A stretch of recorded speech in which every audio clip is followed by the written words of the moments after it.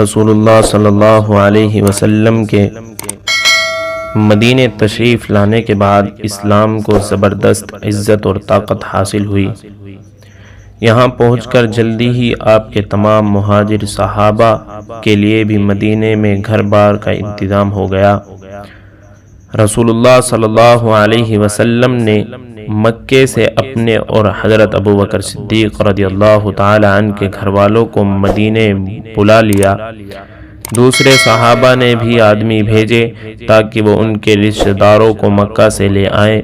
غرض آہستہ آہستہ تمام مسلمان اور ان کی عورتیں اور بچے مکے سے مدینے پہنچ گئے۔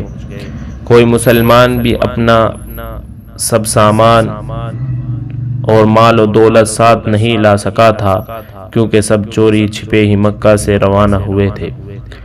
لیکن مدینے کے انصاریوں نے ان کے لیے اپنے گھروں کے دروازے کھول دیے اور ان کے اوپر اپنا مال اور دولت خرچ کیا، جس سے مہاجروں کو اپنی ضروریات زندگی حاصل کرنے میں مدد ملی۔ انہوں نے اپنی اپنی حیثیت کے مطابق اپنے کام پیدا کر لیے۔ کچھ لوگوں نے تجارتیں شروع کر دی اور کچھ لوگوں نے انصاریوں کی زمینوں میں اپنی کھیتی باڑی شروع کر دی۔ اسی طرح ان مجاہدوں نے نئے سرے سے اپنی روزیاں پیدا کی اور اپنے اپنے خاندانوں کے لیے گھر آباد کیے۔ جو لوگ اتنے زیادہ غریب تھے کہ وہ نہ کوئی کام کر سکتے تھے اور نہ کوئی گھر بنا سکتے تھے، ان کے لیے رسول اللہ صلی اللہ علیہ وسلم نے مسلمانوں کے روپیے، پیسے اور مال میں سے وظیفے مقرر کرائے تاکہ ان کا گزر چل سکے۔ رسول خدا صلی اللہ علیہ وسلم نے ایک زبردست دور اندیشی یہ فرمائی کہ مہاجروں اور انصاریوں کے درمیان بھائی چارہ اور برادرانہ رشتے قائم کیے۔ ہر مہاجر کا آپ نے ایک انصاری بھائی بنایا۔ اسی طرح آپ نے تمام مسلمانوں کو خدا کے راستے میں بھائی بھائی بنا دیا تاکہ ان کے دلوں میں محبت پیدا ہو اور وہ سب ایک ہو جائیں۔ اس کا نتیجہ یہ ہوا کہ سب مسلمان ایک جان دو قلب ہو گئے، یعنی ایک جان دو دل ہو گئے۔ ہر شخص دوسرے کے لیے وہی چیز پسند کرتا تھا جو خود اسے پسند ہوتی تھی۔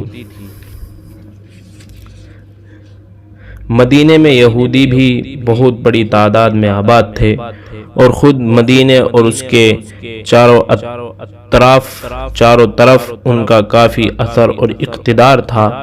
ایسی صورت میں جب تک کہ مسلمان اور ان کے درمیان اتحاد نہ ہوا، اس وقت تک امن و سکون پوری طرح قائم نہیں ہو سکتا تھا۔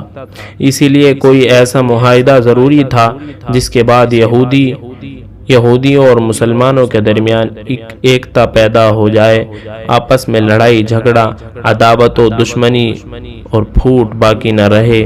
چنانچہ رسول کریم صلی اللہ علیہ وسلم نے یہودیوں کے لیے ایک معاہدہ لکھا جس کے ذریعے ان کے دین اور مذہب اور مال اور دولت کو امان دی اور جنگ کی حالت میں ان کو برابر کا شریک کیا کہ ایسی صورت میں مسلمان بھی خرچ کریں گے اور وہ بھی خرچ کریں گے۔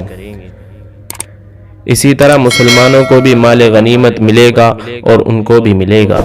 یہودیوں میں سے وہ لوگ ایمان لے آئے جنہوں نے اس بات کا اقرار کر لیا کہ یہ وہی نبی ہیں جن کا ہماری کتابوں میں ذکر ہے، اور یہ وہی پیغمبر ہیں جنہیں خدا نے اس لیے بھیجا ہے تاکہ وہ لوگوں کو اسی سچائی کی طرف بلائیں جس سے یہودی اور عیسائی ہٹ گئے ہیں۔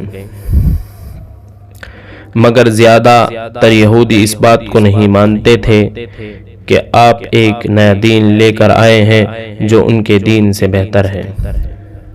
تقریباً سب ہی یہودی یہ بات جانتے تھے کہ پیغمبر آخر الزماں کا ظہور ہو چکا ہے اور جناب رسول خدا حضرت مصطفیٰ صلی اللہ علیہ وسلم وہی نبی ہیں جن کا ہماری کتابوں میں ذکر ہے۔ یہودی عالم صدیوں سے خبریں دیتے آ رہے تھے کہ خدا کے ایک سچے اور آخری نبی ظاہر ہونے والے ہیں، اسی لیے سب یہودی آپ کے ظہور کا بڑے شوق سے انتظار کر رہے تھے تاکہ اس نبی کے ظاہر ہونے کے بعد ان پر ایمان لائے۔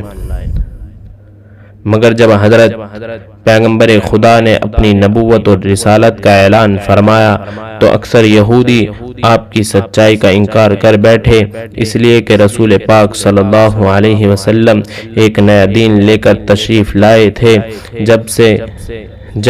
جو سب سے زیادہ مکمل مذہب ہے۔ یہ بات یہودی کو گوارا نہ ہوئی کہ وہ اپنا مذہب چھوڑ کر کوئی نیا مذہب اختیار کر لیں۔ ادھر وہ دیکھ رہے تھے کہ اسلام روز بروز پھلتا پھولتا جا رہا ہے، یہاں تک کہ اب انہی کا شہر مدینہ اسلام کا مرکز بن گیا۔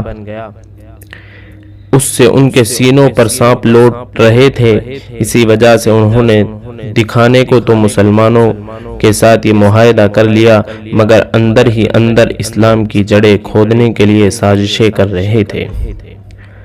ان سازشوں میں ایک زبردست سازش تھی نفاق، یعنی ایسے لوگ جو ظاہر میں مسلمان ہو گئے تھے مگر ان کے دل اسی طرح گمراہ اور سیاہ تھے، کیونکہ وہ دل سے مسلمان نہیں ہوئے تھے بلکہ دکھانے کو تو صرف اسی لیے مسلمان ہوئے تھے کہ مسلمانوں کے اندر رہ کر ان میں پھوٹ پیدا کریں، رسول کریم صلی اللہ علیہ وسلم کی ذات اقدس پر اعتراضات کر کے مسلمانوں کو بھٹکانے کی کوشش کریں۔